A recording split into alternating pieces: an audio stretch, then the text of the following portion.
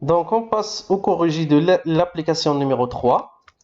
Donc, l'application, c'est qu'une automobile ou bien un véhicule de masse de 850 kg est arrêté sur une route qui est horizontale.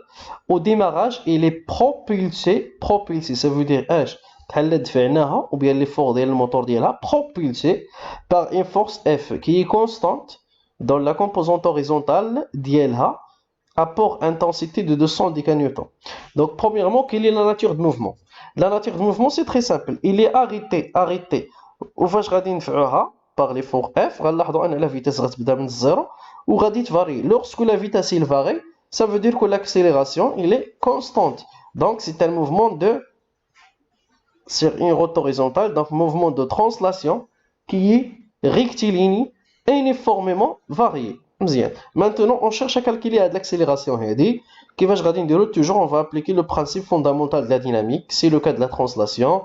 Donc, le sigma des forces extérieures appliquées là, la virgule est égale à la masse fois l'accélération. Et on néglige toujours le poids.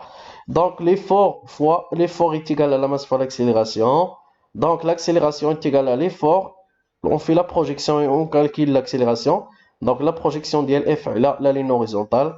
Donc, F divisé par la masse, donc 2000 est égal à 2,35 mètres par seconde au carré.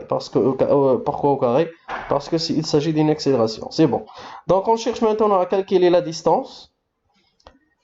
Aura-t-il parcouru par la véhicule après 5 secondes?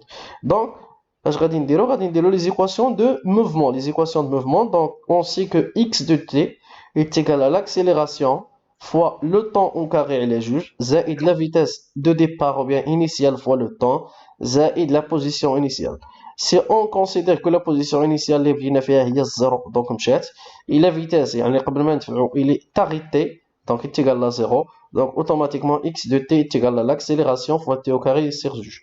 Donc, on dit l'accélération, on dit 5 secondes, il suffit de faire l'application numérique qu'on va trouver de ce deuxième facile là, 37 mètres. Maintenant, on cherche à calculer la vitesse à cet instant, à l'instant هذه, كنقلبوا على la vitesse ديالها. غادي نديروا le même exemple, donc l'équation de mouvement, donc v de t كيساوي l'accélération fois t plus v0, avec v0 il est arrêté, donc il est égal à 0. Donc automatiquement, on remplace كل حاجة بقيمتها, donc هنا عندي le temps 5, وهنا عندي l'accélération, et on va trouver que 11,75 متر par seconde هي la vitesse في هذا l'instant t. إلا درتو واحد الكونفيرسيون غتلقاو 42.3 كيلومتر في الساعة. سي تري سامبل.